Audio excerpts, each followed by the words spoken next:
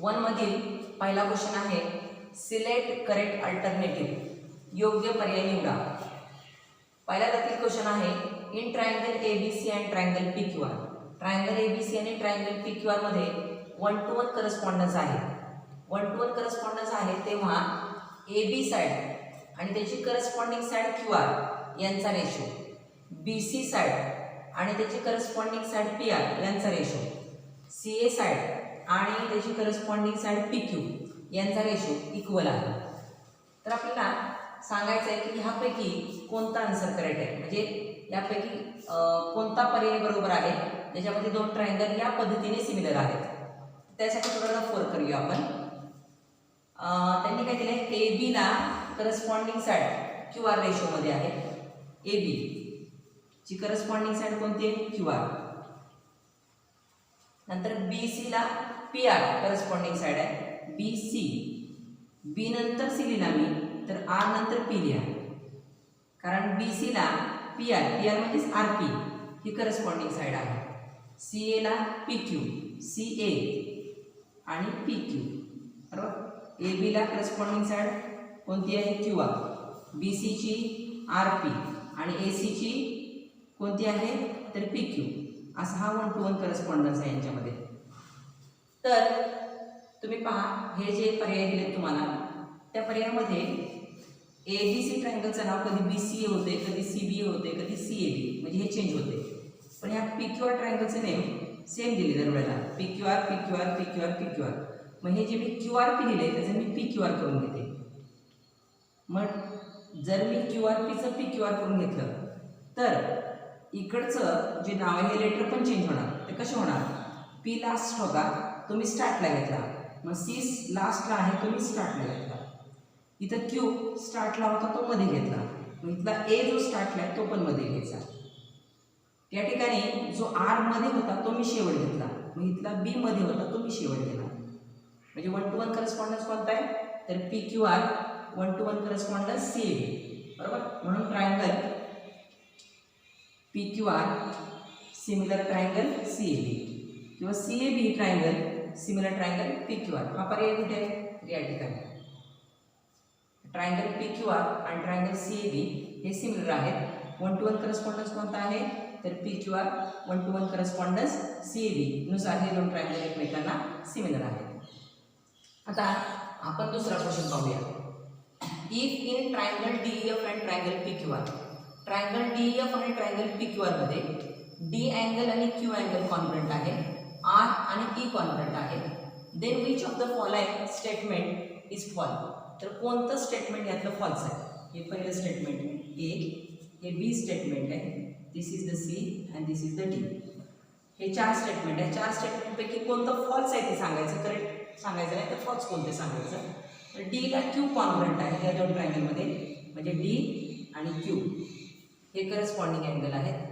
R ला E कॉन्ग्रुएंट आहे, पण R हा PQR ट्रायंगलचा अँगल आहे आणि E हा DEF ट्रायंगलचा अँगल आहे। त्यामुळे या ठिकाणी D नंतर E लिहूया आपण आणि Q नंतर R लिहूया, म्हणजे D ला Q कॉन्ग्रुएंट, E ला R कॉन्ग्रुएंट। आता ह्या DEF ट्रायंगल मधला DE आलेला आहे, आता रिमेनिंग कोणता आहे F। रिमेनिंग जो आहे तुम्ही शेवट लिहिला, मग ह्यातला रिमेनिंग सुद्धा शेवटच द्यायचा। ह्यातला रिमेनिंग कोणता आहे तर P। हा 1 to 1 करस्पॉन्डन्स आहे दोन ट्रायंगल मध्ये। तर यापैकी कोणतं स्टेटमेंट करेक्ट आणि कोणतं फॉल्स आहे आपण बघूया। तर D ला करस्पॉन्डिंग साइड QR आहे, कोणती आहे D ला QR, D ला QR आहे बघा, D QR दिसलं तुम्हाला, तो पहिल्यापासून बघू। EF ला कोण आहे PR, बघा EF ला PR, बरोबर। DF ला PQ, DF ला PQ, म्हणजे हे स्टेटमेंट करेक्ट आहे। त्याच्यानंतर D आणि QR, D QR correct ratio आहे। DF अपॉन PQ, ठीक आहे, DF start and last, DF ला PQ हे पण करेक्ट आहे, ओके। EF ला RP, EF ला RP करेक्ट आहे। D ला QR, D ला QR हे स्टेटमेंट पण करेक्ट आहे। याच्यात काय झाले D आणि PQ, D आणि PQ नाही का, D ला करस्पॉन्डिंग साइड ही QR आहे, त्यांनी D ला दिलेली आहे कोणती तर PQ, त्यामुळे हे स्टेटमेंट फॉल्स आहे। In triangle ABC and triangle DF, triangle ABC आणि ट्रायंगल डीएफ मध्ये बी अँगल आणि ई अँगल हे इक्वल आहे. बी आणि त्याचा करस्पॉन्डिंग अँगल या ट्रायंगल मधला ई इक्वल आहे. एफ आणि सी इक्वल आहेत. एफ आणि सी इक्वल आहेत. याचा अर्थ या ट्रायंगलचे दोन अँगल या ट्रायंगलच्या दोन अँगलशी कॉन्ग्रंट आहेत. अँगल कॉन्ग्रंट म्हटलं की ते सिमिलर ट्रायंगल पण असतात आणि कॉन्ग्रंट ट्रायंगल असतात. कॉन्ग्रंट ट्रायंगलमध्ये सुद्धा अँगल कॉन्ग्रंट असतात आणि सिमिलर ट्रायंगलमध्ये सुद्धा अँगल कॉन्ग्रंट असतात. म्हणजे अँगलवरून आपल्याला सांगता येणार नाही की हे ट्रायंगल कॉन्ग्रंट आहेत का सिमिलर आहेत. मग साईड पहा, A B is equal to thrice D. A B डीच्या थ्राइस आहे म्हणजे याचा अर्थ ए बी बिगर आहे आणि डी स्मॉलर साईड आहे. बरोबर ना. डी पेक्षा तिपटीने मोठी ए बी आहे म्हणजे ए बी आणि डी सेम नाही. कॉन्ग्रंट ट्रायंगलमध्ये साईड इक्वल असतात. इथं ए बी आणि डी इक्वल नाही त्यामुळे हे ट्रायंगल कॉन्ग्रंट नाही. म्हणजे ट्रायंगल कसे असणार आहेत तर सिमिलर असणार आहेत. कोणते असणार आहेत तर सिमिलर असणार आहेत. म्हणून ह्यातला पर्याय कोणता बरोबर आहे दुसरा. The triangles are similar but not congruent. आता आपण चौथा क्वेश्चन पाहूया. ट्रायंगल एबीसी आणि triangle DF are equilateral triangle. हे दोन ट्रायंगल इक्विलॅटरल ट्रायंगल आहेत आणि त्यांच्या एरियाचा रेशो 1:2 दिलेला आहे. A B is equal to 4 आहे आणि आपल्याला फाइंड करायची लेंथ ऑफ डी. आता हे दोन ट्रायंगल इक्विलॅटरल ट्रायंगल आहेत. ह्या दोन ट्रायंगलच्या एरियाचा रेशो दिला आहे. दोन ट्रायंगलच्या एरियाचा रेशो आपल्याला जर काढायचा असेल तर आपण पहिल्यांदा पाहिलं पाहिजे की त्याचा बेस आणि हाईट सेम आहेत का डिफरंट आहेत हे पाहिलं पाहिजे. पण या ठिकाणी बेस आहे पण हाईट दिलेली नाही. त्याचा अर्थ आपण ह्या दोन ट्रायंगलचा एरियाचा रेशो फाइंड आउट करण्यासाठी बेस आणि हाईटचा विचार करायचा नाही. मग काय केलं पाहिजे तर हे दोन ट्रायंगल आपण सिमिलर दाखवले पाहिजे. कारण जर सिमिलर दाखवले तर दोन ट्रायंगलच्या एरियाचा रेशो त्यांच्या साईडच्या स्क्वेअरच्या रेशोवर असतो. मग दोन ट्रायंगल सिमिलर कसे दाखवणार तर दोन ट्रायंगल हे इक्विलॅटरल ट्रायंगल आहेत. पण इथे द्यायचं triangle A B C and triangle D E F are equilateral triangles. हे दोन इक्विलॅटरल ट्रायंगल्स आहेत. आता दोन जर इक्विलॅटरल ट्रायंगल्स असतील हे तर ही साईड आणि ही साईड ह्याच्या तिन्ही साईड सेम असतात. फॉर एक्झाम्पल 4 सेंटीमीटर असेल तर 4 सेंटीमीटर असेल 4 सेंटीमीटर असेल आणि ह्या साईड पण इक्वल असणार. ह्याच्या तीन साईड इक्वल असणार. समजा 5 सेंटीमीटर 5 सेंटीमीटर 5 सेंटीमीटर. ओके. आणि अँगल एव्हरी अँगल किती असतो तर 60 डिग्री असतो इक्विलॅटरल ट्रायंगलचा. आता हे दोन ट्रायंगल जर आपल्याला सिमिलर दाखवायचे असतील तर एस एस एस टेस्टने पण दाखवू शकतो. A B upon D 4/5, B C upon E F 4/5 येणार आहे आणि A C upon D F 4/5 येणार आहे. म्हणजे हे दोन ट्रायंगल आपल्याला एस एस एस टेस्टने सिमिलर दाखवता येतील. तसेच एस ए एस टेस्टने पण दाखवता येतील. बघा हा ए बी आणि डी प्रपोर्शनमध्ये आहेत 4/5. बी सी आणि ई एफ हे प्रपोर्शनमध्ये आहेत म्हणजे 4/5 आणि त्यांच्यामधला जो अँगल आहे तो कॉन्ग्रंट आहे. त्यामुळे दोन ट्रायंगल आपण एस ए एस टेस्टने पण सिमिलर दाखवू शकतो. त्याचप्रमाणे ए टेस्टने पण आपण सिमिलर दाखवू शकतो. फॉर एक्झाम्पल ए ला डी कॉन्ग्रंट आहे, बी ला ई कॉन्ग्रंट आहे कारण ईची अँगल आहे 60 डिग्री. त्यामुळे ए टेस्टने सुद्धा हे दोन इक्विलॅटरल ट्रायंगल आपल्याला सिमिलर दाखवता येतील. आपण तिन्हीपैकी कोणती टेस्ट दाखवूया. मी इथं अँगल टेस्ट दाखवते. तर ट्रायंगल ए बी सी आणि ट्रायंगल ई एफ हे इक्विलॅटरल ट्रायंगल आहे. तर हे दोन इक्विलॅटरल ट्रायंगल मी ए टेस्टने सिमिलर दाखवते. कसे बघा ए अँगल जेवढा आहे तेवढाच बी आहे, तेवढाच सी आहे, तेवढाच डी आहे, तेवढाच ई आहे आणि तेवढाच ई एफ आहे. म्हणजे ईच अँगल इज 60 डिग्री आहे. ओके. प्रत्येक अँगल किती असणार आहे 60 डिग्री असणार आहे कारण हे इक्विलॅटरल ट्रायंगल आहे. कारण इक्विलॅटरल ट्रायंगलचा ईच अँगल इज 60 डिग्री. आता हे दोन ट्रायंगल आपल्याला सिमिलर दाखवायचे आहेत. कोणते ट्रायंगल ए बी सी आणि ट्रायंगल डी एफ हे सिमिलर दाखवायचे आहेत. तर त्यासाठी मी ए टेस्टचा यूज करणार आहे. ए अँगलला डी अँगल कॉन्ग्रंट आहे कारण एचं मेजरसुद्धा 60 डिग्री आहे आणि डी पण 60 डिग्री आहे. ओके. बीला ई कॉन्ग्रंट आहे कारण बी पण 60 आहे आणि ई सुद्धा 60 आहे. ओके. दोन अँगल पुरेच झाले. Each angle is 60 degree. प्रत्येक अँगल 60 डिग्री आहे. त्यामुळे हे दोन ट्रायंगल सिमिलर आहेत. कोणत्या टेस्टने ए टेस्टने. अशा प्रकारे हे दोन इक्विलॅटरल ट्रायंगल सिमिलर आहेत ए टेस्टने. जर दोन ट्रायंगल सिमिलर असतील तर त्यांच्या एरियाचा रेशो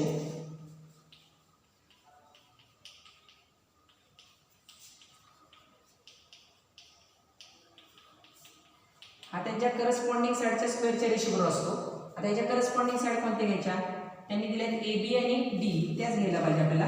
ए बी स्क्वेअर आणि डी इथं डी स्क्वेअर. याला म्हणतात theorem of areas of similar triangles. आता याच्या व्हॅल्यू आपल्याला प्रूव्ह करायच्या आहेत. त्यांनी दिले काय? Area of triangle ABC is to area of triangle DF is equal to 1:2. Area of triangle ABC is to area of triangle DF is equal to 1:2. A B side दिलेली आहे 4 आणि what is the length of the D? D ची length आपल्याला find out करायची. आता ह्या जे दिलेले त्यांनी व्हॅल्यू आहेत गिवन मध्ये ते आपण पुट करू याच्यामध्ये. एरिया ऑफ ट्रायंगल एबीसी आणि एरिया ऑफ ट्रायंगल डीएफ यांचा रेशो किती आहे? 1:2 म्हणजे 1/2 is equal to A B ची व्हॅल्यू त्यांनी 4 दिली, 4चा स्क्वेअर. ए बीचा स्क्वेअर केला मला 4चा स्क्वेअर करायचा आपण. त्यानंतर डी ची व्हॅल्यू आपल्याला फाइंड आउट करायची, त्यामुळे डी स्क्वेअर आहे तसा दिला. आता काय करणार? स्क्वेअर केला की पुढचा स्क्वेअर रूट मध्ये जाणार, म्हणजे स्क्वेअरिंग बोथ साइड केला आपण.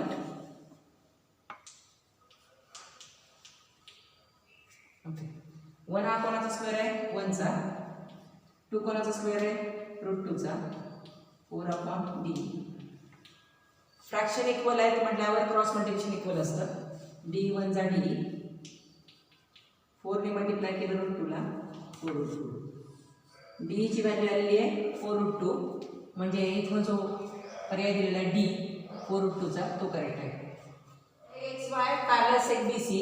एक्स वाय बीसी ला पॅरलल आहे.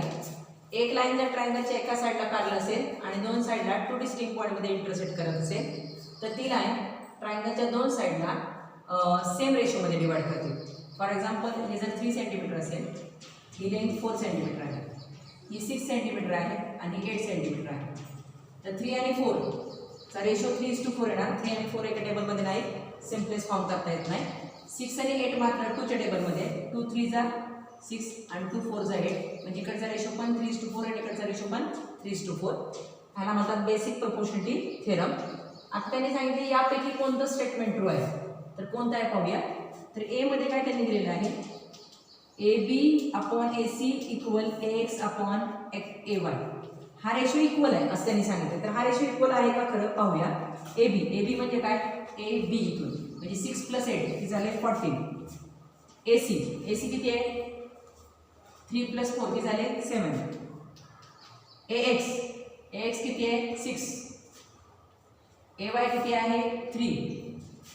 बघूया. 7 1 जा 7, 7 2 जा 14, 3 1 जा 3, 3 2 जा 6, 2/1 2/1. त्यांनी सांगितलं हा रेशो इक्वल आहे आणि खरंच हा रेशो इक्वल आलेला आहे. ओके, म्हणजे हे ट्रू आहे. आता याच्या बाबतीत जर आपण पाहूया हे नक्कीच फॉल्स आहेत का? AX/XB is equal to AY/AC. हे म्हणतात हा रेशो इक्वल आहे. AX किती आहे? 6. XB किती आहे? 8. AY किती आहे? 3 आणि AC किती आहे? 7. 3 आणि 7 एका टेबलमध्ये नाही, सिम्पलेस्ट फॉर्म करता येत नाही. 2 3 जा 6, 2 4 जा 8. हे 3/4 आले, हे 3/7 आले. हा रेशो इक्वल आहे का? तर नाही, हा रेशो इक्वल नाही. हा 3/4 आहे, हा 3/7 आहे, इक्वल नाही. पण ते म्हणतात इक्वल आहे, याचा अर्थ हे स्टेटमेंट फॉल्स आहे.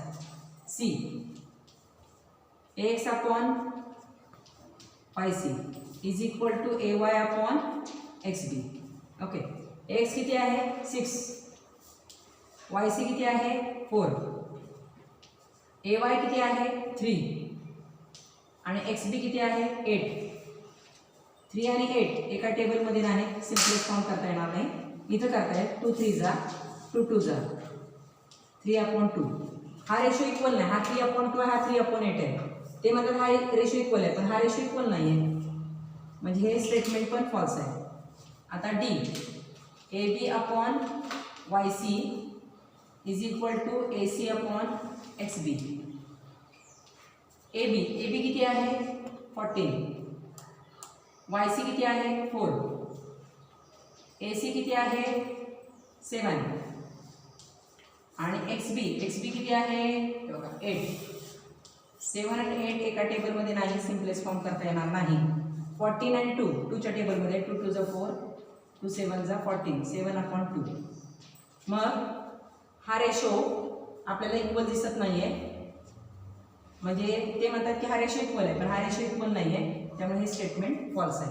मग ह्या चारपैकी कोणतं स्टेटमेंट ट्रू आहे तर हे त्यांनी सांगितलं हा रेशो इक्वल आहे आणि आपण काढून पाहिलं तर हा रेशो इक्वलच आहे, त्यामुळे पहिलं स्टेटमेंट ट्रू आहे. आता आपण प्रॉब्लेमचे फर्स्टमध्ये सेकंड क्वेश्चन पाहूया. ट्रायंगल एबीसी मध्ये बीडीसी कोलनेर आहे. बघा बीडीसी कोलनेर आहे.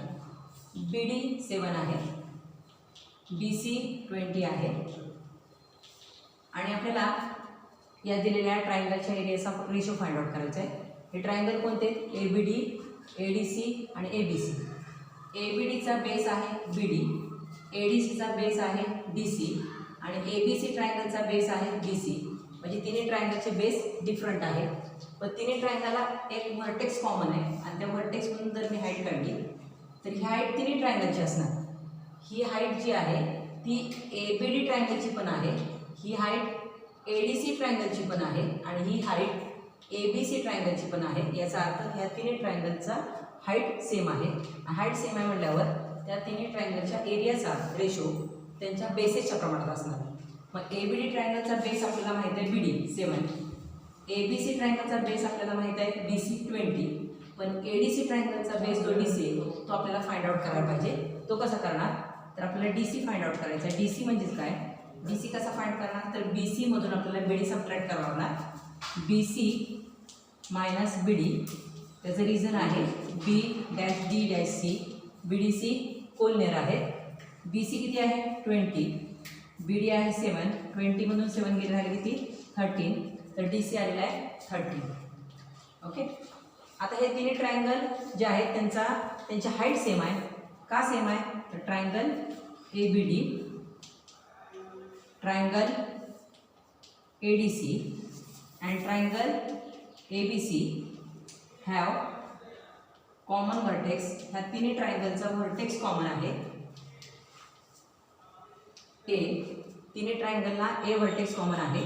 शिवाय त्यांचे जे बेसिस आहेत देअर बेसिस, एबीडी ट्रायंगलचा बेस आहे बीडी, एडीसी ट्रायंगलचा बेस आहे डीसी आणि एबीसी ट्रायंगलचा बेस आहे BC. Lie on the same line. हे सगळे सेम लाईनमध्ये आहेत. बेसिस कोणत्या सेम लाईनवर आहेत तर बीसी या सेम लाईनवर आहेत. ह्या तिन्ही ट्रायंगलचा एबीडी ट्रायंगल, एडीसी ट्रायंगल आणि एबीसी ट्रायंगल तिन्ही ट्रायंगलचा ए व्हर्टेक्स कॉमन आहे. शिवाय त्या तिन्ही ट्रायंगलचे बेसिस एकाच लाईनवर आहेत, बीसी लाईनवर आहेत. याचा अर्थ तिन्ही ट्रायंगलची हाईट सेम आहे. Therefore they have equal height. ज्या ट्रायंगलची हाईट इक्वल असते त्या ट्रायंगलच्या एरियाचा रेशो त्याच्या बेसच्या प्रपोर्शनमध्ये असतो. म्हणून इथे द्यायचं property the ratio of areas of two triangles with equal height is equal to the ratio of their corresponding bases. Okay. अशा प्रकारे आपण सांगितलं की तिन्ही ट्रायंगलचा व्हर्टेक्स कॉमन आहे, बेसेस एका लाईनमध्ये आहेत, त्यामुळे तिन्ही ट्रायंगल इक्वल हाईटचे आहेत. आणि जर तिन्ही ट्रायंगल इक्वल हाईटचे असतील तर इक्वल हाईटच्या ट्रायंगलच्या एरियाचा रेशो हा त्याच्या करस्पॉन्डिंग बेसिसच्या रेशोमध्ये असतो. आता पहिलं घेऊया आपण area of triangle ABD upon area of triangle ADC. हे दोन ट्रायंगल आहेत. हे दोन ट्रायंगल इक्वल हाईटचे आहेत. तर त्यांच्या एरियाचा रेशो त्यांच्या बेसच्या प्रमाणात असणार. त्यांचे बेस कोणते आहेत? एबीडीचा बेस कोणता आहे? एबीडीचा बेस आहे बीडी आणि एडीसी ट्रायंगलचा बेस आहे डीसी. ओके, बीडीची व्हॅल्यू त्यांनी दिली का? दिली. बीडीची 7 दिली. डीसीची आपण फाइंड आउट केली 13. 7 आणि 13चा सिम्पलेस्ट फॉर्म करता येत नाही, त्यामुळे ह्या दोन ट्रायंगलच्या एरियाचा रेशो झाला 7/13. Second, area of triangle ABD इथे घेते मी. Second, area of triangle ABD, area of triangle ABC, ह्या दोन ट्रायंगलच्या एरियाचा रेशो काढायचा आहे. तर हे दोन ट्रायंगल इक्वल हाईटचे आहेत, त्यामुळे त्यांचा एरियाचा रेशो त्यांच्या बेसच्या प्रमाणात असणार. एबीडीचा बेस कोणता आहे? तर बीडी. एबीसीचा बेस आहे बीसी. बीडीची व्हॅल्यू आहे 7, बीसीची आहे 20. 7 आणि 20 डिवाइड करता येत नाही, सिम्पलेस्ट फॉर्म करता येत नाही कारण ते एका टेबलमध्ये नाहीत. आता तिसरं घेऊया आपण. एरिया ऑफ ट्रायंगल एडीसी आणि area of triangle ABC. ADC ट्रायंगलचा बेस आहे, दोन्ही ट्रायंगल इक्वल हाईटचे, त्यामुळे त्यांच्या एरियाचा रेशो त्यांच्या बेसच्या प्रमाणात असणार. एडीसीचा बेस आहे डीसी. एबीसीचा बेस आहे बीसी. डीसीची व्हॅल्यू आहे 13, बीसी आहे 20. 13 आणि 20 एका टेबलमध्ये नाहीत, त्यामुळे त्यांचा सिम्पलेस्ट फॉर्म करता येत नाही. अशा प्रकारे ह्या दोन ट्रायंगलच्या एरियाचा रेशो आला 7/13.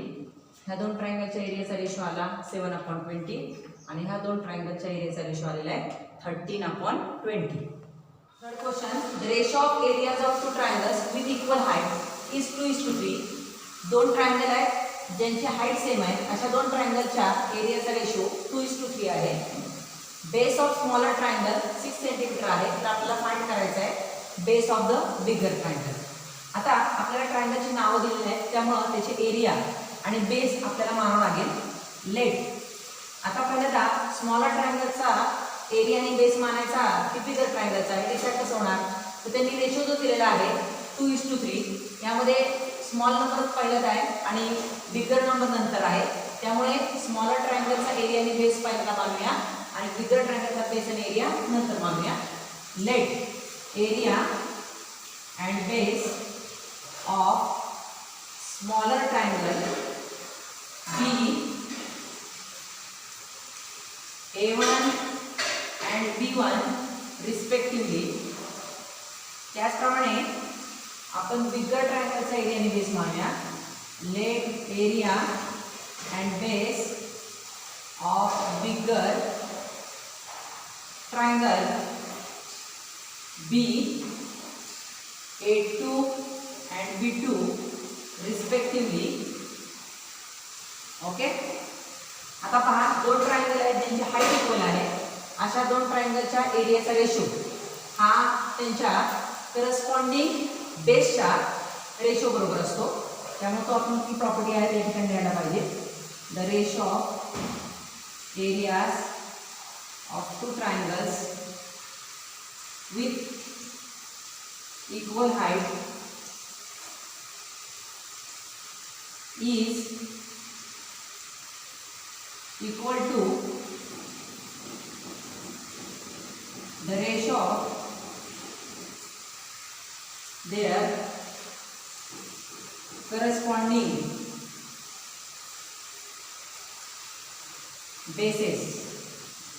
दोन ट्रायंगल इक्वल हाईटचे आहेत, तर दोन ट्रायंगलच्या एरियाचा रेशो हा इक्वल असतो कोणाबरोबर? तर ratio of their corresponding bases. त्यामुळे आपण फॉर्म्युला लिहूया A1/A2 is equal to B1/B2. A1/A2 म्हणजे A1 आणि A2 स्मॉलर ट्रायंगल आणि बिगर ट्रायंगल यांचा रेशो त्यांनी 2:3 दिलेला आहे.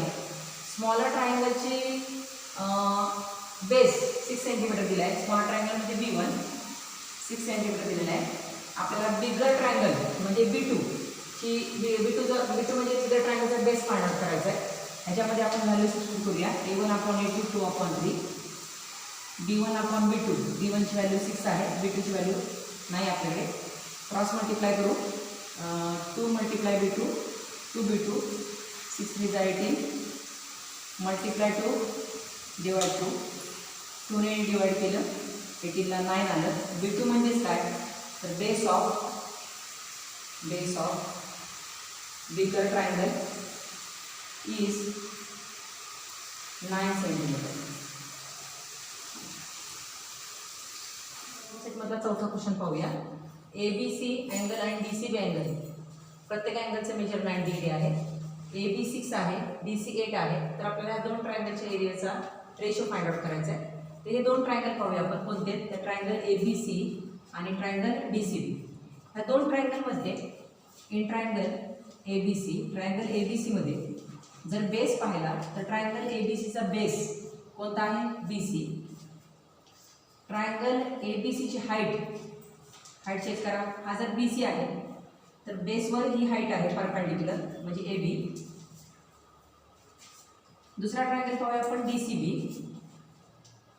DCB ट्रायंगलमध्ये बेस कोणता आहे हे बघा. DC परपेंडिक्युलर आहे BC वर म्हणजे BC बेस आहे आणि DC हाईट आहे. BC बेस आहे, हाईट DC आहे. यातून आपल्या लक्षात येते की ट्रायंगल ABC आणि ट्रायंगल DCB या दोन्हींचा बेस कसा इक्वल आहे, कॉमन आहे. Triangle ABC and triangle DCB have common base. या दोन्ही ट्रायंगलचा बेस कॉमन आहे आणि तो कोणता आहे तर सेम BC. जर दोन ट्रायंगलचा बेस इक्वल असेल तर दोन ट्रायंगलच्या एरियाचा रेशो हा त्याच्या करस्पॉन्डिंग हाईटच्या रेशोमध्ये असतो. The ratio of areas of two triangles with equal base. या दोन्ही ट्रायंगलचा बेस इक्वल आहे आणि बेस इक्वल असल्यामुळे त्या दोन ट्रायंगलच्या एरियाचा ratio equal to the ratio of their corresponding heights.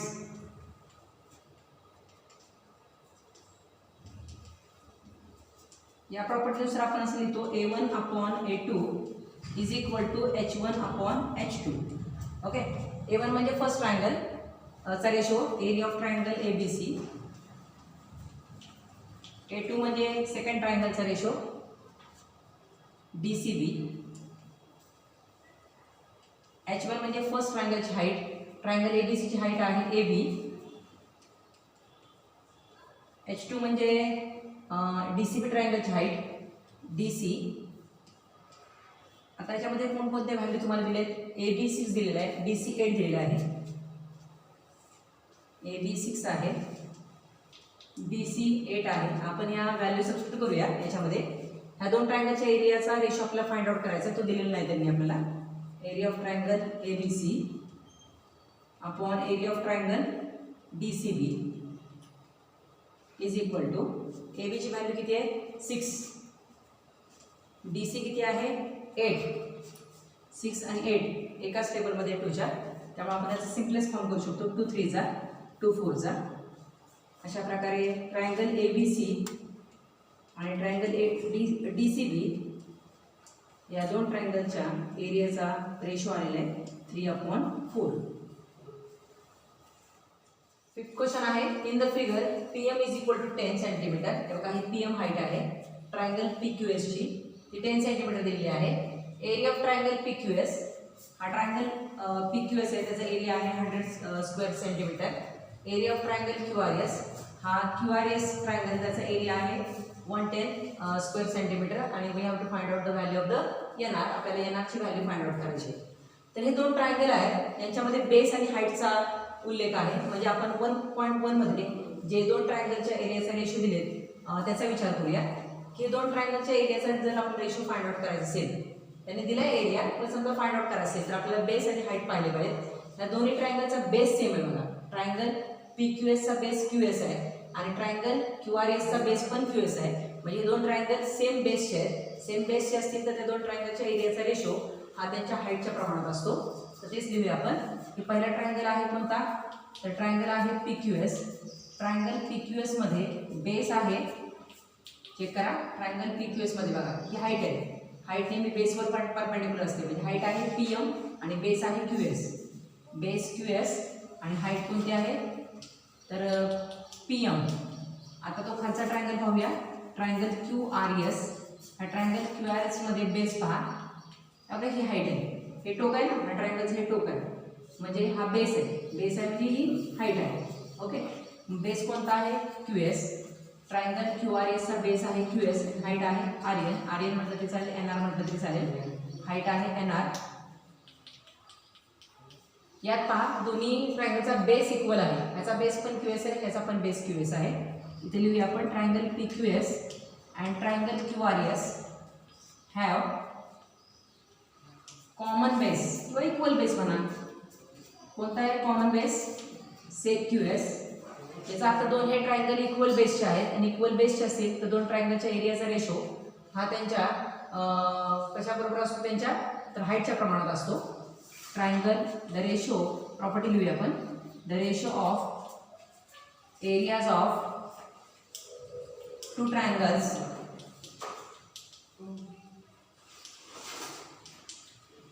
With equal base. जे दोन ट्रायंगल इक्वल बेसचे आहेत त्या दोन ट्रायंगलच्या एरियाचा रेशो हा इक्वल टू असतो, कोणाशी equal to the ratio of their corresponding heights, त्यांच्या करस्पॉन्डिंग हाईटच्या रेशो बरोबर असतो. त्यामुळे या ठिकाणी आपण फॉर्म्युला असे लिहूया, A1/A2 is equal to H1/H2. Okay, A1 म्हणजे ट्रायंगल PQS चा area, A2 means triangle QRS चा area, area of triangle QRS. Height of PQS, height कोणती PQS ची PM आणि QRS ची हाईट कोणती आहे NR. ओके, आता आपल्याला व्हॅल्यू कोणत्या दिल्यात बघूया गिवन मध्ये. Area of triangle PQS, area of triangle PQS 100 square centimetre आहे. Then area of triangle QRS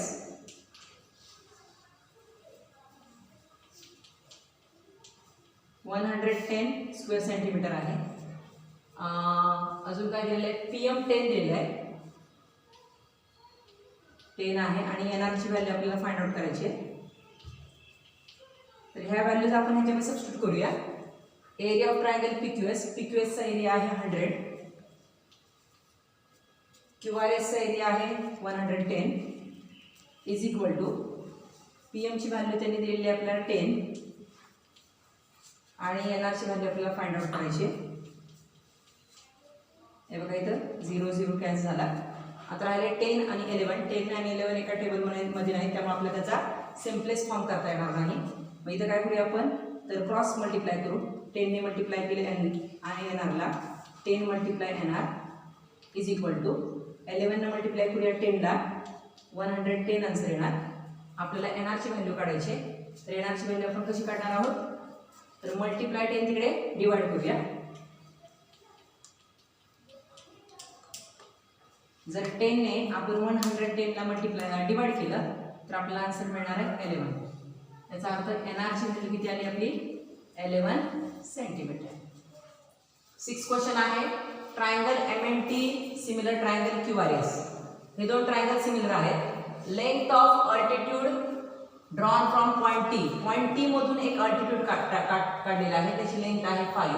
triangle MNT मध्ये T व्हर्टेक्स मधून आपण जो अल्टिट्यूड टाकलेला आहे त्याची लेंथ आहे 5. QRS ट्रायंगल आहे, त्यातल्या S पॉइंट मधून length of altitude drawn from point S मधून जो अल्टिट्यूड काढलेला आहे त्याची लेंथ आहे 9. आणि फाइंड द रेशो, आपल्याला रेशो फाइंड आउट करायचा आहे. एरिया ऑफ ट्रायंगल MNT आणि एरिया ऑफ ट्रायंगल QRS यांच्या एरियाचा रेशो फाइंड आउट करायचा आहे. तर ट्रायंगल MNT आणि ट्रायंगल QRS हे दोन ट्रायंगल सिमिलर दाखवले आहेत आणि सिमिलर ट्रायंगलच्या एरियाचा रेशो फाइंड आउट करायचा आहे. सिमिलर ट्रायंगलच्या एरियाचा रेशो हा त्यांच्या साइडच्या स्क्वेअरच्या रेशो बरोबर असतो. पण या ठिकाणी आपल्याला साइडची लेंथ दिलीच नाही, त्याच्याऐवजी त्यांनी हाईटची लेंथ दिली. मग आपण साइडची लेंथ दिली नाही म्हटलं आपण हाईटच्या लेंथचा वापर करून ह्या दोन ट्रायंगलच्या एरियाचा रेशो फाइंड आउट कसा करायचा ते आपण पाहूया. तर पहिल्यांदा आपण त्यांनी सांगितलेलं ट्रायंगल ड्रॉ करून घेऊ.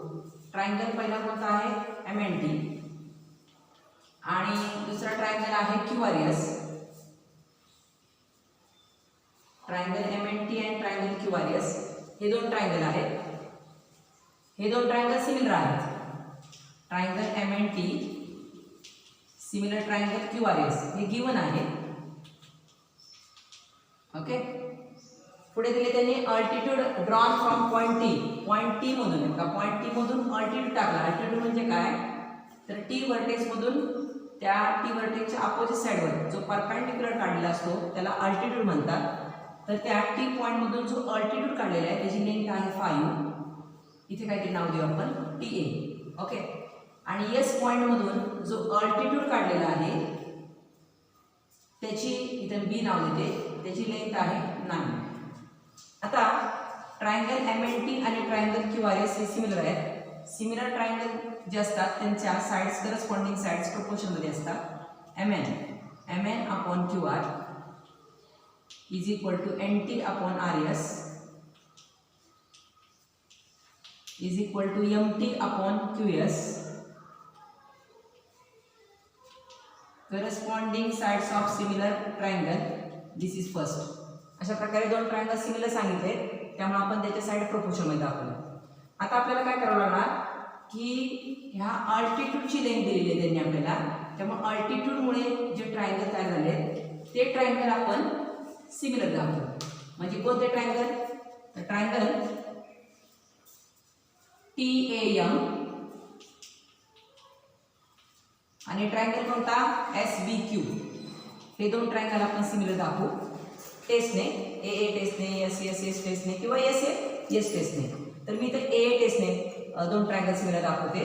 पहा कसे AM अँगलला Q अँगल कॉन्ग्रुएंट आहे.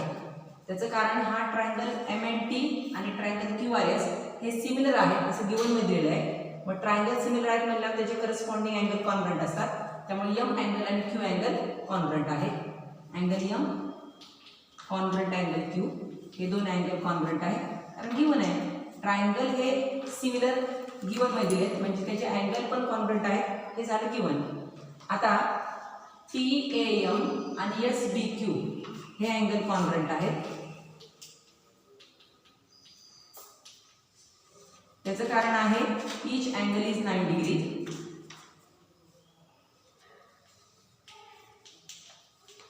अशा प्रकारे हे दोन ट्रायंगल सिमिलर आहेत. कोणत्या टेस्टने तर AA टेस्टने. हे दोन ट्रायंगल जर सिमिलर झालेत AA टेस्टने तर त्याच्या साइड प्रोपोर्शन मध्ये असणार TA upon SB is equal to AM upon BQ is equal to TM upon SQ. Corresponding sides of similar triangle. In this way अशा प्रकारे गिवन मध्ये सांगितलेलं होतं की ट्रायंगल MNT आणि ट्रायंगल QRS सिमिलर आहेत. आपण साइड त्याच्या प्रोपोर्शन मध्ये दाखवल्या नंबर फर्स्ट. नंतर अल्टिट्यूडमुळे जे दोन ट्रायंगल तयार झाले ते दोन ट्रायंगल आपण सिमिलर दाखवले आहेत AA टेस्टने. मग सिमिलर ट्रायंगल म्हणजे त्याच्या पण साइड्स कशा असणार करस्पॉन्डिंग साइड प्रोपोर्शन मध्ये नंबर 2. आता आपल्याला फाइंड आउट काय करायचं आहे area of triangle MNT upon area of triangle QRS. म्हणजे ट्रायंगल MNT आणि ट्रायंगल QRS ह्या दोन ट्रायंगलच्या एरियाचा रेशो आपल्याला फाइंड आउट करायचा आहे. आणि theorem of areas of similar triangle काय म्हणतो की दोन ट्रायंगल सिमिलर आहेत आणि सिमिलर ट्रायंगलच्या एरियाचा रेशो हा त्यांच्या करस्पॉन्डिंग साइडच्या स्क्वेअरच्या रेशो बरोबर असतो. करस्पॉन्डिंग साइड घेतले MN आणि QR MN square upon QR square. Theorem of areas of similar triangles.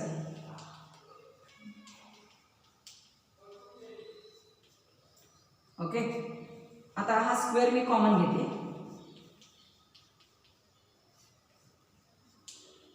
घेतल्यानंतर आता लक्ष द्या MN अपॉन QR ह्या साइड आहेत. ज्या ट्रायंगलच्या एरियाचा रेशो फाइंड आउट करायचा आहे त्याच्या साइड आहेत MN अपॉन QR. पण एम एन आणि क्यू आरची लेंथ आपल्याला दिलेली नाही, त्याच्याऐवजी आपल्याला त्यांनी त्यांच्या अल्टिट्यूड म्हणजे हाईटची लेंथ दिलेली आहे. मग आपल्याला साईड आणि हाईट यांची लेंथ सेम दाखवायची. तर कशी दाखवणार? M N upon Q R is equal to M T upon Q S. M N upon Q R आणि M T upon Q S equal आहे. M T upon Q S, M T म्हणजेच T M आणि Q S म्हणजेच S T. M N upon Q R आणि M T upon Q S equal आहे. M T upon Q S आणि T A upon S B equal आहे. T upon S B, T A आणि S बी ह्या त्या ट्रायंगलच्या height आहेत म्हणजे altitude आहे. म्हणजे पहिल्याला दुसरा इक्वल आहे, बरोबर ना, आणि हा दुसरा जो आहे त्याला तिसरा इक्वल आहे. त्यामुळे फर्स्ट आणि थर्ड एकमेकांना इक्वल असतात, बरोबर. एम एन अपॉन क्यू आरच्या ऐवजी आपण काय लिहायचं? T A upon S B. मग T A upon S B bracket square from first and second वरून लिहिलं आपण की एम एन अपॉन क्यू आरला T A upon S B equal आहे. टी ए आणि एस बीची आपल्याकडे लेंथ आहे. टी एची लेंथ किती आपल्याकडे? टी एची लेंथ आहे 5 आणि एस बीची लेंथ आहे 9 ब्रॅकेट स्क्वेअर. 5चा स्क्वेअर आला 25, 9चा स्क्वेअर आहे 81. ओके, अशा प्रकारे area of triangle M N T, area of triangle Q R S या दोन ट्रायंगलच्या एरियाचा रेशो, हे जे दोन ट्रायंगल सिमिलर आहेत त्यांच्या एरियाचा रेशो आला 25/81. यातून आपण काय शिकलो की दोन ट्रायंगल सिमिलर आहेत. सिमिलर ट्रायंगलच्या एरियाचा रेशो हा त्यांच्या साईडच्या स्क्वेअरच्या रेशो बरोबर जसा असतो त्याचप्रमाणे दोन सिमिलर ट्रायंगलच्या एरियाचा रेशो हा त्यांच्या अल्टिट्यूड म्हणजे हाईटच्या स्क्वेअरच्या रेशो बरोबर सुद्धा असतो. आता आपण 7th क्वेश्चन पाहूया. इन फिगर, ही जी फिगर दिलेली आहे या फिगरमध्ये ए डी सी कोलनेर आहेत. ए डी सी कोलनेर आहेत. बीई सी कोलनेर आहे. बीई सी कोलनेर आहे. D segment side A B ला पॅरलल आहे. हा ट्रायंगल आहे. या ट्रायंगलमध्ये D he line A B साइडला पॅरलल आहे. एखाद्या ट्रायंगलमध्ये एक लाईन ट्रायंगलच्या एका साइडला पॅरलल असेल आणि उरलेल्या दोन साइडला 2 डिस्टिंक्ट पॉईंटमध्ये इंटरसेक्ट करत असेल तर ती लाईन त्या ट्रायंगलच्या रिमेनिंग साइडला म्हणजे उरलेल्या दोन साइडला सेम रेशोमध्ये डिवाइड करते. याला म्हणतात बेसिक प्रोपोर्शनॅलिटी थेरम. तर आपण लिहूया in triangle A B C. हा जो ट्रायंगल ए बी सी आहे त्या ट्रायंगल ए बी सीमध्ये सेग डी ई, ही सेग डी ई साइड ए बीला पॅरलल आहे आणि ही लाईन ट्रायंगलच्या दोन साइडला 2 डिस्टिंक्ट पॉईंटमध्ये इंटरसेक्ट करते. त्यामुळे ए डी सी कोलनेर आहे आणि बीई सी कोलनेर आहे. त्यामुळे आपण म्हणू शकतो की ती लाईन त्या रिमेनिंग 2 साइडला सेम रेशोमध्ये डिवाइड करते. म्हणजे A D upon D C is equal to BE upon E C. याला म्हणतात बीपीटी बेसिक प्रोपोर्शनॅलिटी थेरम. आता ह्याच्या कोणकोणत्या व्हॅल्यू आपल्याला दिलेत पहा. आपल्याला एडीची व्हॅल्यू पाहिजे. एडीची आहे 5, डीसीची त्यांनी दिलेली आहे 3, बीसीची 6.4 दिली. बीसी नको आपल्याला, बी आणि ईसी पाहिजे. मग बीसीची 6.4 आहे, बीसीची 6.4 आहे म्हणून आपण बीची एक्स मानली. बीची जर एक्स मानली तर ईसीची कशी काढणार? बीसी मधून ईसी बी सबट्रॅक्ट केला, बीसी मधून बी सबट्रॅक्ट केला तर आपल्याला ईसी मिळणार. बीसी 6.4 आहे, त्यातून बी हा एक्स सबट्रॅक्ट केला तर तुम्हाला ईसी किती मिळणार? 6.4 मायनस एक्स. म्हणून एडीची व्हॅल्यू किती आहे तर इथे लिहूया आपण 5, बीसी किती आहे 3, बी किती आहे एक्स, आपण अजून केलाय बी एक्स आहे. त्यामुळे ईसी आपल्याला किती मिळाला? 6.4 मायनस एक्स. ओके, आता 5 आणि 3 एका टेबलमध्ये नाही त्यामुळे त्याचं सिम्पलेस्ट फॉर्म आपल्याला करता येणार नाही. फ्रॅक्शन इक्वल आहे म्हणजे क्रॉस मल्टिप्लिकेशन इक्वल असणार. 3 ने एक्सला मल्टिप्लाय करूया 3x, 5 ने याला मल्टिप्लाय करायचं आहे 6.4 minus X. 3x is equal to 5 ने जर 6.4 ला मल्टिप्लाय केलं तर 32.0, कारण की मागून एका डिजिट नंतर डेसिमल पॉईंट आहे, इथे पण एका डिजिट नंतर डेसिमल पॉईंट द्यायचा. 32.0 मीन्स 32 मायनस 5 ने एक्सला मल्टिप्लाय केलं 5x. आता पहा 32 आणि 5x यांचं सबट्रॅक्शन होऊ शकत नाही. मग काय करायचं? मायनस 5x जो आहे तो इकडे शिफ्ट करायचा त्यामुळे लाईक टर्म्स आपल्याला मिळतील 3x हा -5x इकडे शिफ्ट झाला की होणार +5x is equal to 32 x ला x जोडीला आलाय सेम साइन आहे ॲडिशन 5x आणि 3x की झाले 8x greater number sign plus is equal to 32 आपल्याला x ची व्हॅल्यू काढायची आहे मग काय करणार आपण तर मल्टिप्लाय 8 इकडे काय करणार डिवाइड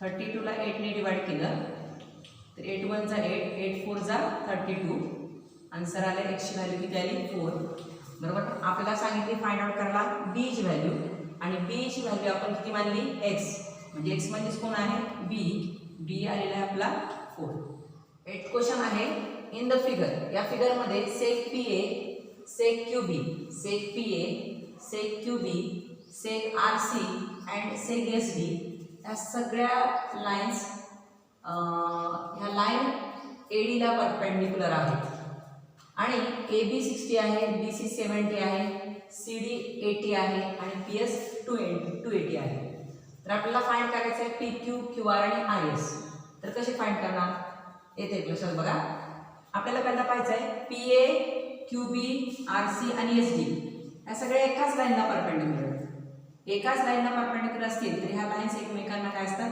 पॅरलल त्या लाईन काय असणार एकमेकांना पॅरलल म्हणजे बघा सेक PA पॅरलल सेक QB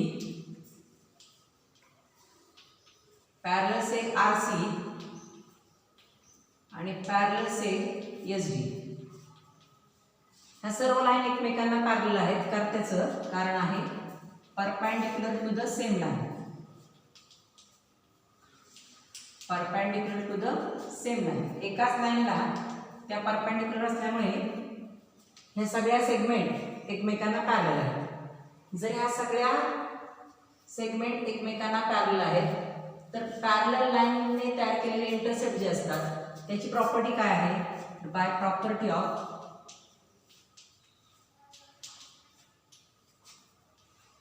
intercepts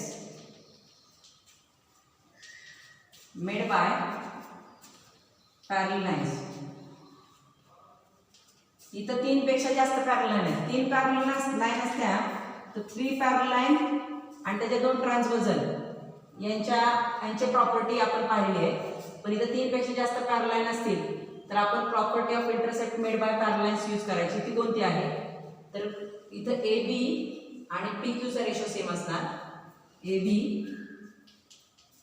आणि PQ यांचा रेशो इक्वल असणार कोणाशी BC upon QR is equal to CD upon SR okay आता आपण याच्यात काय करायचं तर ह्याच्यात दिलेल्या व्हॅल्यू घालायच्या AB ची व्हॅल्यू दिली 60 PQ ची व्हॅल्यू दिलीच नाही त्यांनी BC दिलेला आहे 70 QR दिलेला नाही CD आहे 80 RS दिलेला नाही आता काय करावं लागणार की हे सगळे रेशो इक्वल आहेत मग ह्याची जी व्हॅल्यू असणार तीच ह्याची व्हॅल्यू त्याचीच व्हॅल्यू येईल आणि तिन्हीची बेरीज केली तर तेवढीच व्हॅल्यू असणार असं कोण म्हणतं तर by theorem on equal ratio theorem on equal ratio म्हणतो की ह्याची व्हॅल्यू तेवढीच ह्याची व्हॅल्यू तेवढीच ह्याची व्हॅल्यू आणि तिन्हीची ॲडिशन केली तर तीच व्हॅल्यू असते म्हणजे 60 upon PQ is equal to 70 upon QR is equal to 80 upon RS is equal to आहे का 60 प्लस 70 प्लस 80 यांची ॲडिशन करायची आणि खाली PQ plus QR plus RS यांची बेरीज करायची ह्याची टोटल बघा 60 प्लस 70 प्लस 80 झाले 15 210 झाले PQ plus QR plus RS PQ plus QR plus RS म्हणजे कोण झाला PS ओके PS ची त्यांनी व्हॅल्यू आपल्याला दिली 280 0 ला 0 गेला तर राहिला 21 अपॉन 28 याला आपल्याला सिम्प्लिफाय फॉर्म करता येत नाही याचा आपल्याला मग 21 अपॉन 28 आलेला आहे आता आपण काय करणार याचा रेशो पण 20 अपॉन 28 झालं का 304 आलं ओके, मग ह्याचा पण रेशो आला 3/4, त्याचा पण 3/4 आणि त्याचा पण 3/4 आला.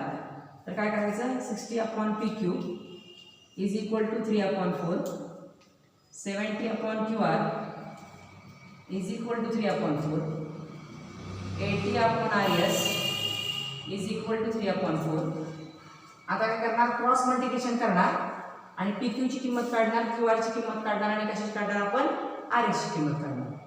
आली का तुमच्या आयडिया लक्षात आली का सगळ्यांना?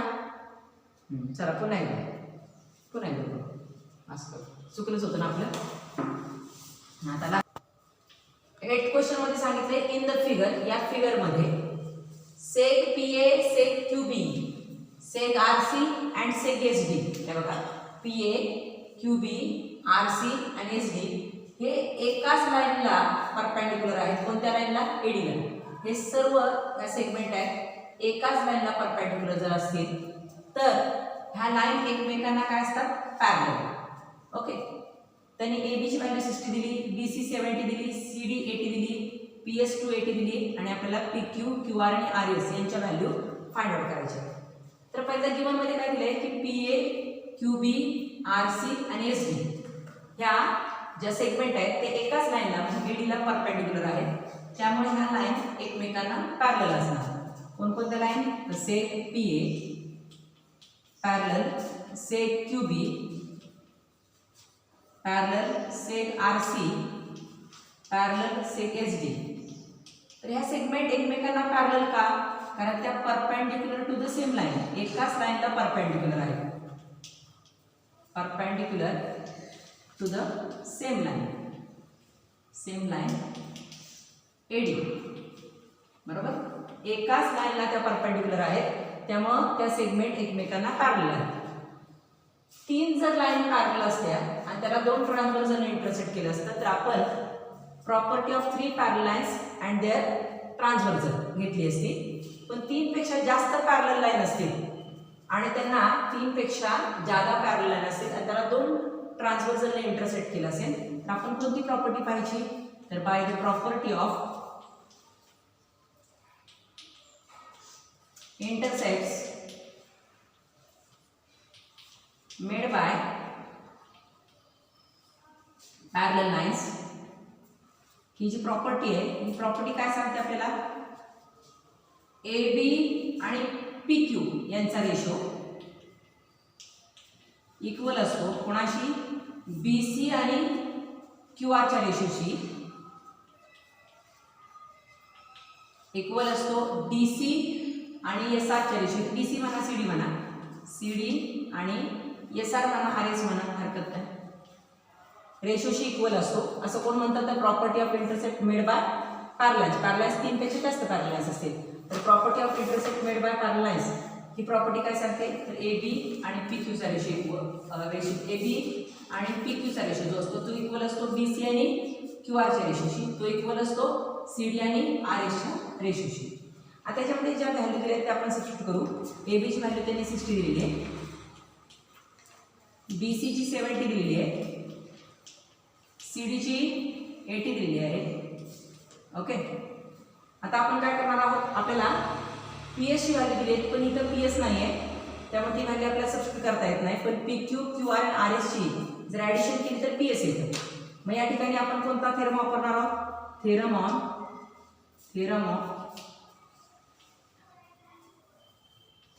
इक्वल रेशो थेरम वापरणार आहोत. इक्वल रेशो थेरम म्हणतो याची व्हॅल्यू जी आहे रेशोची तीच व्हॅल्यू या रेशोची पण आहे, तीच व्हॅल्यू या रेशोची पण आहे. तिन्हीची ॲडिशन केल्यानंतर जे रेशो मिळतो त्याची व्हॅल्यू पण याच्या एवढीच असणार. म्हणजे 60 अपॉन ह्याची समजा व्हॅल्यू K आहे तर ह्याची पण व्हॅल्यू K, ह्याची पण व्हॅल्यू K आणि तिन्हीची ॲडिशन करून जे मिळणार आहे त्याची व्हॅल्यू सुद्धा Kच असते. PQ is equal to 70 upon QR is equal to 80 upon RS आणि ह्याची ॲडिशन केली 60 + 70 + 80 आणि खालची पण बेरीज करा, PQ + QR + RS.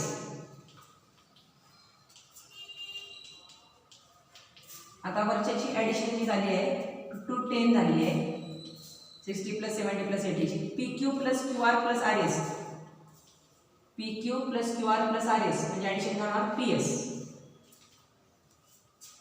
पी एसची व्हॅल्यू त्यांनी आपल्याला दिली आहे 280. 0 ला 0 गेला. 21 आणि 28 7च्या टेबलमध्ये आहेत. 7 3 जा 7 4 जा. रेशो मिळालेला आपला 3/4. याचा अर्थ याची व्हॅल्यू पण 3/4, याची पण 3/4 आणि याची पण 3/4. मग इथं लिहायचं 60/PQ is equal to 3/4. 70/QR ची व्हॅल्यू पण आहे 3/4. 80/RS ची व्हॅल्यू पण आहे 3/4. ओके. आता काय करणार, फ्रॅक्शन इक्वल म्हणजे क्रॉस मल्टिप्लिकेशन इक्वल असणार. बरोबर. आपण घ्यायचं इथे लिहूया. क्रॉस मल्टिप्लाय करू 3PQ इज इक्वल टू 60 ने मल्टिप्लाय केलं 4 ला तर किती येणार 240. आता 3 ने डिवाइड करूया 240 ला म्हणजे PQ ची व्हॅल्यू मिळणार आहे आपल्याला 80. ओके. आता हे फ्रॅक्शन इक्वल आहे, याचं क्रॉस मल्टिप्लिकेशन इक्वल असणार. 3 ने मल्टिप्लाय करूया QR ला 3QR इज इक्वल टू 70 ने 4 ला मल्टिप्लाय केलं तर 280 येणार आहे. 280 ला डिवाइड करायचं 3 ने. आन्सर पॉइंट मध्ये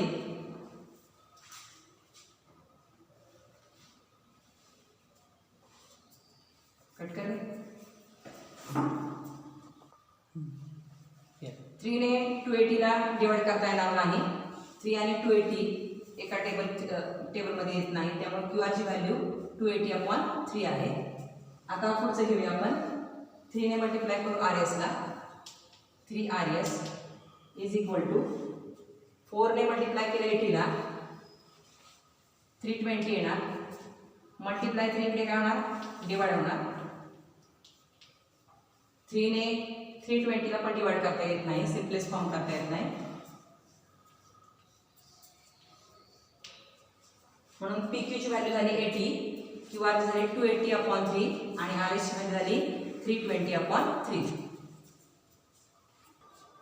आता आपण 9th क्वेश्चन पाहूया.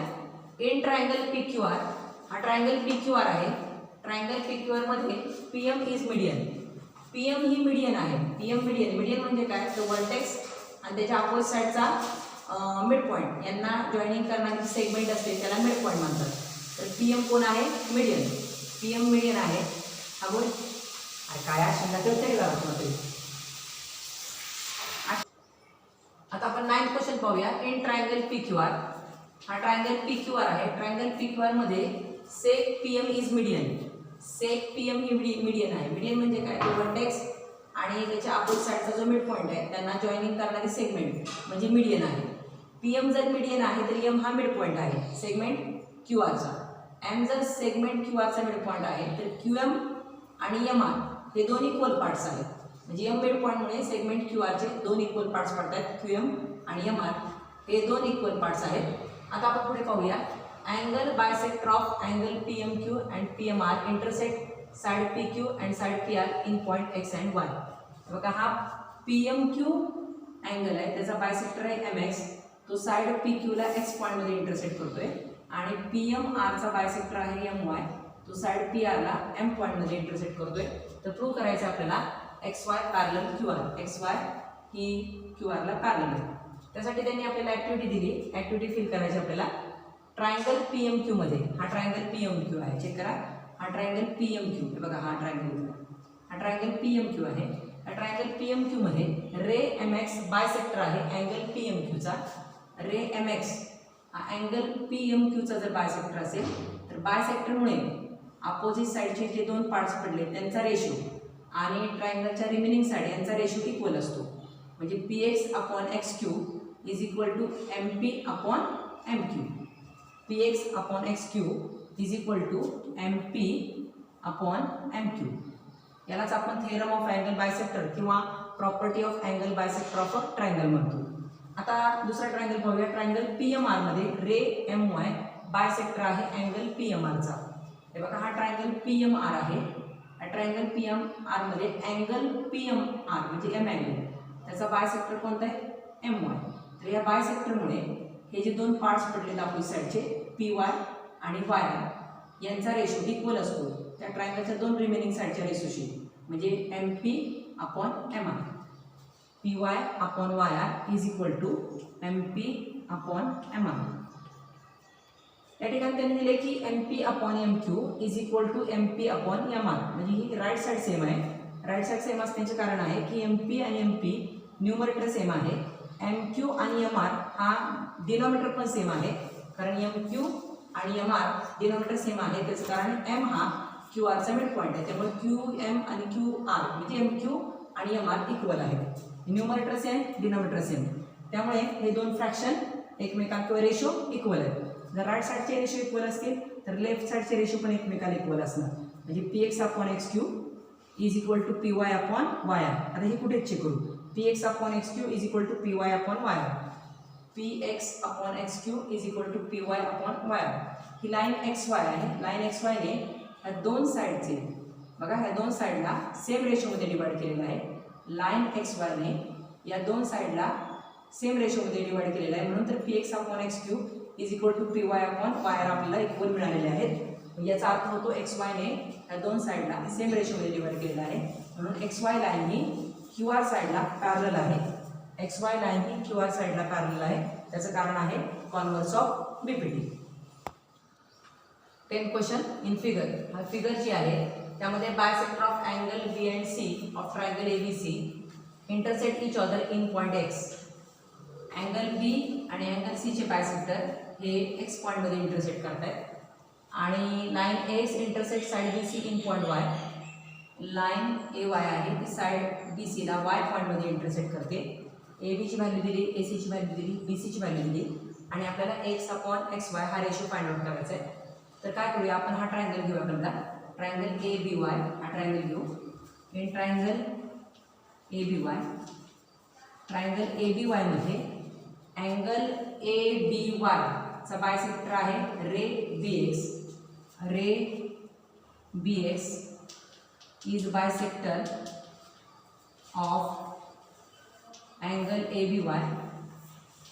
त्यामुळे bisector theorem, angle bisector theorem किंवा property of angle bisector of a triangle काय सांगते की हा बायसेक्टरमुळे पुढच्या साईडचे अपोजिट साईडचे जे दोन पार्ट्स पडले त्यांचा रेशो आणि रिमेनिंग साईडचा रेशो इक्वल असतो.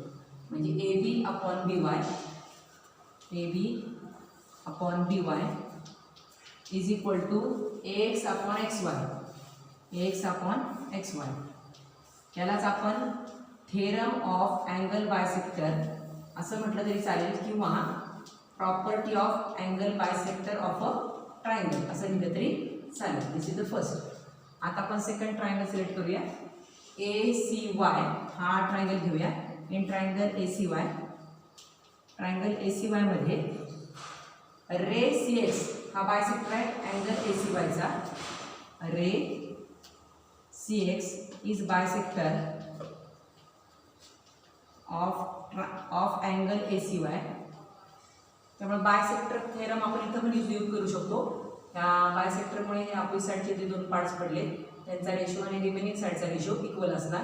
म्हणजे X upon X Y is equal to A C upon C Y. A C upon C Y is equal to A X upon X Y. इथे द्या थेरम ऑफ अँगल बायसेक्टर द्या किंवा property of angle bisector of a triangle लिहू शकता. Second अशा प्रकारे आपण पहिला सिलेक्ट केला ट्रायंगल ए बी वाय. त्यामध्ये बी अँगलचा बायसेक्टर आहे रे बी एक्स आणि त्यामुळे आपण अँगल बायसेक्टर थेरम यूज केला. A X upon X Y is equal to A B upon B Y. नंतर आपण हा दुसरा ट्रायंगल सिलेक्ट केला ए सी वाय किंवा ए वाय सी.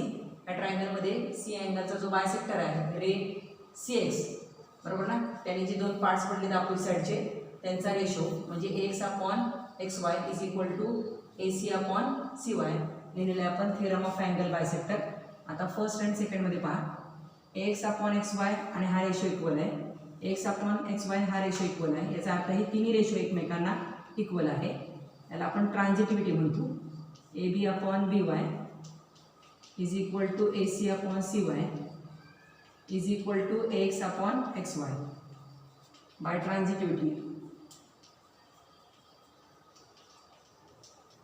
ओके, आपल्याला एक्स अपॉन एक्स वायचा रेशो फाइंड आउट करायचा आहे.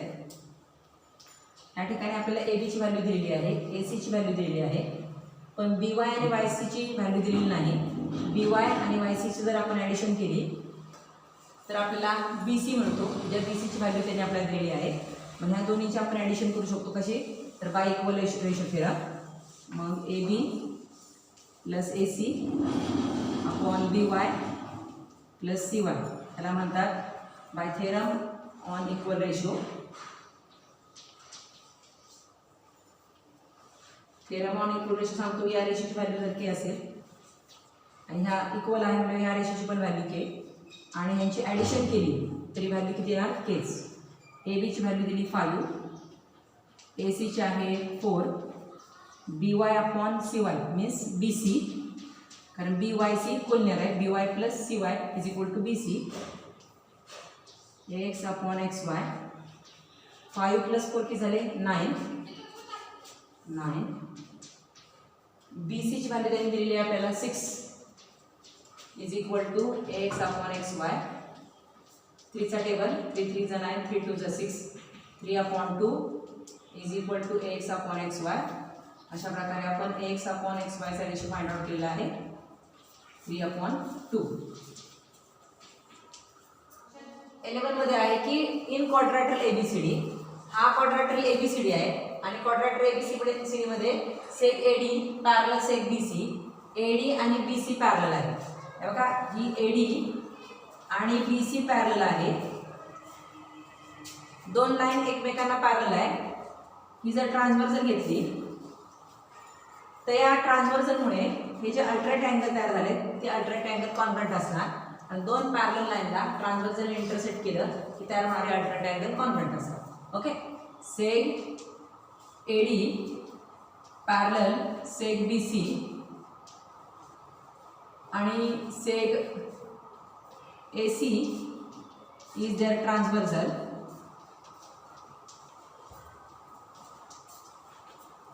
तर तयार होणारे अल्ट्रेट अँगल कॉन्ग्रंट आहेत कोणते? DAC आणि BCA. Angle DAC congruent angle BCA, त्याचं रिझन आहे अल्ट्रेट अँगल्स. अशा प्रकारे दोन पॅरलल लाईनला एका ट्रान्सव्हर्सलने इंटरसेक्ट केलं की तयार होणारे अल्ट्रेट अँगल आपण कॉन्ग्रंट दाखवले. आता हे अँगल पहा इथे आहेत, ठीक आहे, DAC आणि BCA. हे अँगल ज्या ट्रायंगलमध्ये आहेत ते ट्रायंगल आपल्याला सिमिलर दाखवायचे, म्हणून या अँगलची नावं त्या ट्रायंगलमध्ये द्यायची. म्हणजे DAC म्हणण्याच्या ऐवजी त्या ट्रायंगलमधलं नाव आहे DAP, दॅट इज DAP. आणि BCA म्हणजे ट्रायंगलमधलं BCP. Okay, this is the first. आता हे अल्ट्रेट अँगल ज्या ट्रायंगलमध्ये आहे ते ट्रायंगल आपल्याला सिमिलर दाखवायचे. म्हणजे वरचा ट्रायंगल कोणता आहे? तर ट्रायंगल APD. अँड ट्रायंगल खालचा ट्रायंगल लिहिताना 1 to 1 करस्पॉन्डन्स आला पाहिजे. A ला कॉन्ग्रंट आहे C, A च्या जागी C. P ला P कॉन्ग्रंट आहे कारण वर्टिकली अपोजिट अँगल. वरच्या ट्रायंगलमध्ये रिमेनिंग D आहे तर खालच्या ट्रायंगलमध्ये रिमेनिंग B आहे. अशा प्रकारे हे दोन ट्रायंगल आपल्याला सिमिलर दाखवायचे. तर त्यासाठी एक अँगल आपण कॉन्ग्रंट अगोदर दाखवलेला आहे. या दोन ट्रायंगलमधील DAP congruent BCP from first. आता अजून एक अँगल आपल्याला दाखवायचा आहे तो म्हणजे P angle. P अँगलला P angle congruent आहे कारण वर्टिकली अपोजिट अँगल्स आहे. P लिहिताना अँगल ते अक्षरमध्ये आलं पाहिजे.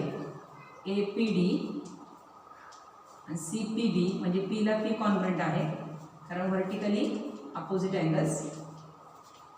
अशा प्रकारे हे दोन ट्रायंगल्स वर्टिकली अपोजिट अँगल, हे दोन ट्रायंगल सिमिलर आहेत.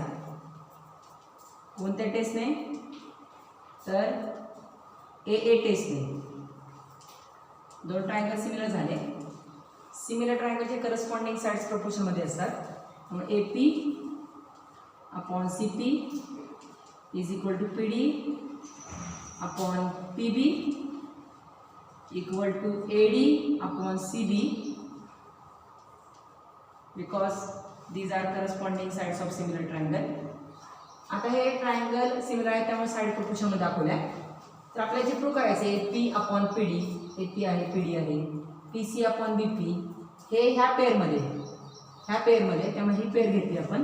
जे आपल्याला प्रूव्ह करायचं आहे ते सगळं या पेअरमध्ये आहे घेतलं. पण जे प्रूव्ह करायचं आहे ते इथं आलेलं नाही आहे. या ठिकाणी AP अपॉन PD आहे, AP इथं आहे, PD या ठिकाणी आहे, PC अपॉन BP असं आहे. म्हणजे त्यांनी न्यूमरेटरचा रेशो बनवला आहे आणि डिनॉमिनेटरचा रेशो बनवला आहे आणि तो इक्वल दाखवला आहे. मग आपण म्हणू शकतो की AP upon CP is equal to PD upon PB हे दोन रेशो जर इक्वल आहेत तर त्यांच्या न्यूमरेटरचा रेशो बनवला आणि डिनॉमिनेटरचा रेशो बनवला तर तो सुद्धा काय असतो इक्वल असतो. याला म्हणतात अल्टरनेटिव्ह. म्हणजे AP अपॉन PD न्यूमरेटरचा रेशो बनवूया is equal to CP upon PB by alternative.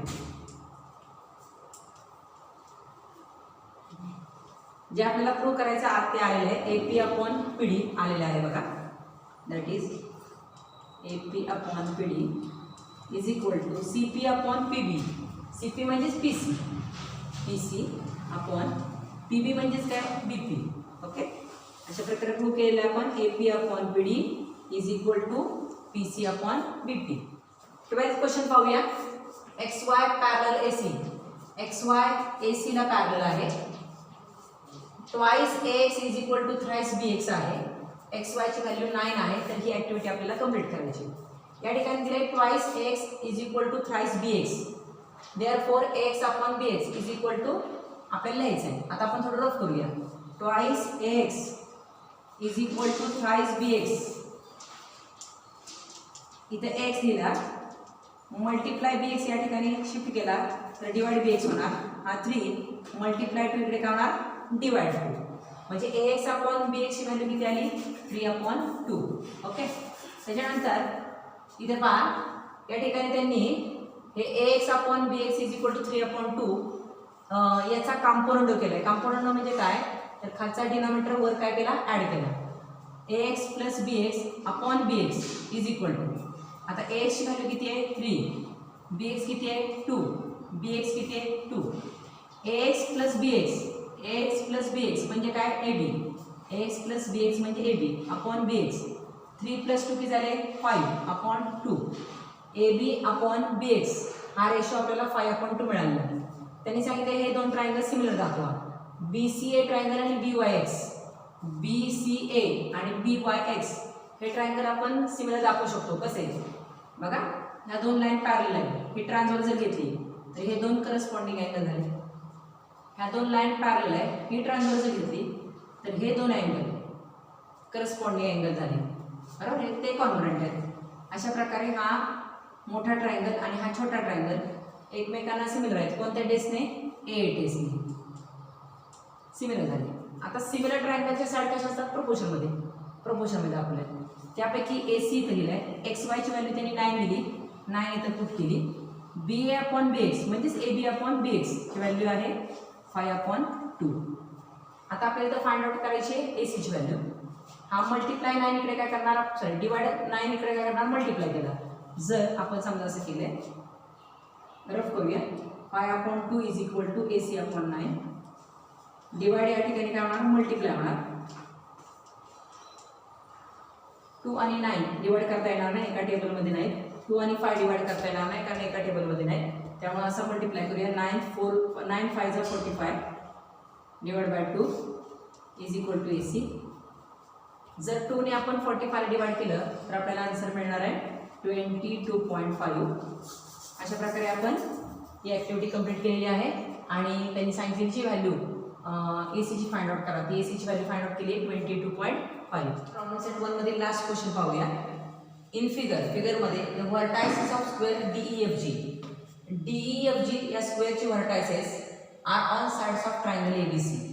Triangle ABC च्या साइडवर क्वाड्रॅटर जो आहे DEFG जो स्क्वेअर आहे त्याचे व्हर्टायसेस आहेत. आपल्याला सांगितले त्यांनी A अँगल 90 डिग्री आहे, A 90 डिग्री आहे. तर प्रूव्ह करायचं आहे D square is equal to BD multiply EC. DE square is equal to BD multiply EC आपल्याला प्रूव्ह करायचं. तर आपण प्रूव्ह करायला सुरुवात करूया. सुरुवातीला जे गिवन मध्ये दिले ते घेऊया. गिवन मध्ये काय दिले की DEFG हा square quadrilateral DEFG is a square. हा स्क्वेअर आहे. स्क्वेअर आहे म्हटल्यावर स्क्वेअरचे ऑल अँगल राईट अँगल असतात. म्हणजे डी अँगल हा राईट अँगल असणार, ई अँगल पण राईट अँगल असणार. Okay. Angle GDE equal angle FED आणि each angle is 90 degree. Every angle 90 degree आहे. DEFG हा स्क्वेअर आहे. स्क्वेअरचे एव्हरी अँगल काय असतात 90 डिग्री असतात. अँगल्स ऑफ स्क्वेअर हे स्क्वेअरचे अँगल आहेत त्यामुळे ईच अँगल 90 डिग्री आहे. आता आपल्याला दोन ट्रायंगल सिलेक्ट करायचे आहेत. कोणते दोन ट्रायंगल सिलेक्ट करू? पहिला हा मोठा ट्रायंगल घेऊया BAC हा ट्रायंगल आणि छोटा ट्रायंगल घेऊया म्हणजे BDG हा ट्रायंगल घेऊया. आणि हे दोन ट्रायंगल आपल्याला सिमिलर दाखवायचे. मोठा ट्रायंगल कोणता आहे? तर ट्रायंगल BAC हा मोठा ट्रायंगल आहे आणि छोटा ट्रायंगल घ्यायचा आहे BDG, पण तो घेताना 1 to 1 करस्पॉन्डन्स असला पाहिजे. आता BAC मध्ये A अँगल 90 डिग्री आहे. BAC मध्ये A 90 डिग्री आहे तर BDG मध्ये D 90 डिग्री आहे. मग A जर मध्ये लिहिला आहे 90 डिग्रीचा तर या ठिकाणी D पण मध्ये लिहायचा 90 डिग्रीचा. ओके. BAC मध्ये जो B अँगल आहे BDG ट्रायंगल मध्ये तोच B अँगल आहे. याचा अर्थ ह्या दोन ट्रायंगलमध्ये तो मोठा आणि तो छोटा या दोन्ही ट्रायंगलमध्ये B अँगल कॉमन आहे. म्हणजे B ज्या ठिकाणी स्टार्टला येतं इथं पण B स्टार्ट लिहायचा कारण हे कॉमन अँगल आहेत त्यामुळे ते कॉन्ग्रंट असणार. BAC मध्ये जो रिमेनिंग राहिलेला आहे C तो लास्ट लिहिला आहे आपण त्यामुळं BDG मध्ये जो रिमेनिंग आहे G तो पण आपण शेवट लिहायचा. अशा प्रकारे ट्रायंगल BAC आणि ट्रायंगल BDG आपल्याला सिमिलर दाखवायचे आहेत. दाखवूया आपण. BAC मधला A अँगल जो मध्ये A आणि BDG मधला D अँगल हे कॉन्ग्रंट आहेत. त्याचं कारण आहे each angle is 90 degree. Okay. आता BAC मधला B अँगल आणि BDG मधला B अँगल कॉमन आहे. B मध्ये लिहायचा angle ABC congruent angle B मध्ये लिहा DBG. B ला B कॉन्ग्रंट आहे त्याचं कारण आहे कॉमन अँगल. अशा प्रकारे हे दोन ट्रायंगल सिमिलर आहेत. कोणते दोन ट्रायंगल लक्षात आलं सर तुमच्या? ट्रायंगल BAC आणि ट्रायंगल BDG हे दोन ट्रायंगल सिमिलर झाले. कोणत्या टेस्टने? AA taste. अँगल इथे एक अँगल इथे एक अँगल अँगल टेस्टने हे दोन ट्रायंगल सिमिलर झाले. आता ह्याला नंबर 1 टाकूया आपण. आता अशाच प्रकारे आपण मोठा ट्रायंगल BAC आणि हा छोटा ट्रायंगल कोणता FEC सिमिलर दाखवूया. ट्रायंगल BAC आणि ट्रायंगल जेव्हा FEC लिहायचा आहे तेव्हा त्याच्यावर BACशी 1 to 1 करस्पॉन्डन्स असला पाहिजे. BAC मध्ये A अँगल 90 डिग्री आहे तर FEC मध्ये E अँगल 90 डिग्री आहे. इथं 90 डिग्री A हा मध्ये आहे इथेही 90 डिग्री E हा मध्ये आला पाहिजे. BAC मध्ये जो C अँगल आहे FEC मध्ये तोच C अँगल आहे त्यामुळे C अँगल ह्या दोन ट्रायंगल मध्ये कॉमन आहे. C इथे शेवट लिहिला आहे त्यामुळे इथे C शेवट लिहायचा. आता BAC मधला जो B आहे रिमेनिंग तो स्टार्टला लिहिलेला आहे. मग FEC मधला जो रिमेनिंग F आहे तो पण इथे स्टार्ट लिहायचा. अशा प्रकारे ट्रायंगल BAC आणि ट्रायंगल FEC आपल्याला सिमिलर दाखवायचे. तर त्यात पहिला अँगल दाखवूया आपण A अँगल. BAC मधला A अँगल कॉन्ग्रंट आहे ट्रायंगल FEC मधल्या E अँगलशी. त्याचं कारण आहे ईच अँगल इज 90 डिग्री. प्रत्येक अँगल 90 डिग्री आहे. ओके. त्याच्यानंतर C अँगल BAC मधला सी अँगल आणि FEC मधला सी अँगल कॉमन आहे, सी मध्ये घ्यायचा. सी जर मध्ये घेतला तर ए प्लेट जाईल, सी ची जागी BCA सी मध्ये घ्या. FCE म्हणजे सी अँगलला सी अँगल कॉन्ग्रंट आहे कारण कॉमन अँगल. ओके, अशा प्रकारे हे दोन ट्रायंगल सिमिलर आहेत. Triangle BAC similar triangle FEC, याचं कारण आहे अँगल टेस्ट. अशा प्रकारे आपण पहिल्यांदा BAC ट्रायंगलला कोणता तर BDG ट्रायंगल सिमिलर दाखवला AA टेस्टने. नंतर BAC ट्रायंगलला FEC ट्रायंगल दाखवला सिमिलर AA टेस्टने. आता पहा, फर्स्ट अँड सेकंड वरून BAC ट्रायंगल BDG ला सिमिलर आहे आणि BAC ट्रायंगल FEC ला सिमिलर आहे. याचा अर्थ BDG आणि FEC हे दोन्ही ट्रायंगल एकमेकांना सिमिलर आहेत. Triangle BDG similar triangle FEC similar to each other from first and second. Okay, आता दोन ट्रायंगल सिमिलर आहेत मला त्याची साइड प्रोपोर्शन मध्ये असणार. BD upon FE is equal to DG upon EC is equal to BG upon FC. Corresponding size of similar triangle. आता आपल्याला जे प्रूव्ह करायचं आहे D² is equal to BD into EC, हे कुठे आपण चेक करूया. तर D तर नाहीच या ठिकाणी कुठे, BD आणि EC बघा, BD आणि EC या ठिकाणी आहे, D नाहीच आहे या ठिकाणी. मग BD आणि EC ज्या ठिकाणी आहे ती पेअर आपण घेतलेली आहे, ती सिलेक्ट करूया. कोणती, तर BD upon FE is equal to DG upon EC.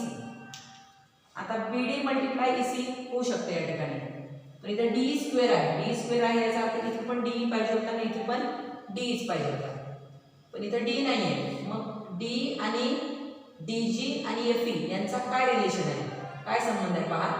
DG हे सगळं DG, FE आणि ती आपल्याला पाहिजे ते D.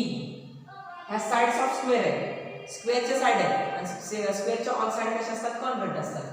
त्यामुळे आपण लिहूया काय येणार पहिला, D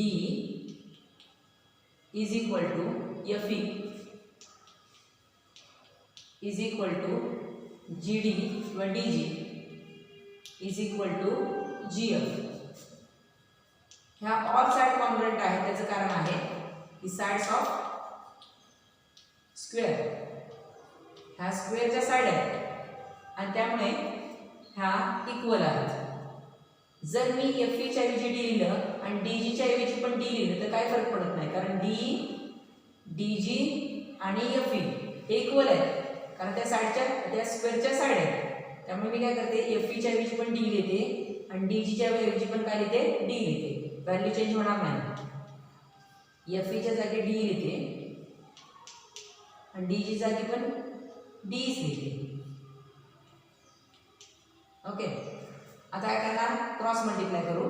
D multiply D, D² आणि BD मल्टिप्लाय EC. अशा प्रकारे जे आपल्याला प्रूव्ह करायचं होतं ते प्रूव्ह झालेलं आहे. चेक करा काय प्रूव्ह करायचं होतं, D² is equal to BD multiply EC. Prove झालेलं आहे आपलं D² is equal to BD multiply EC.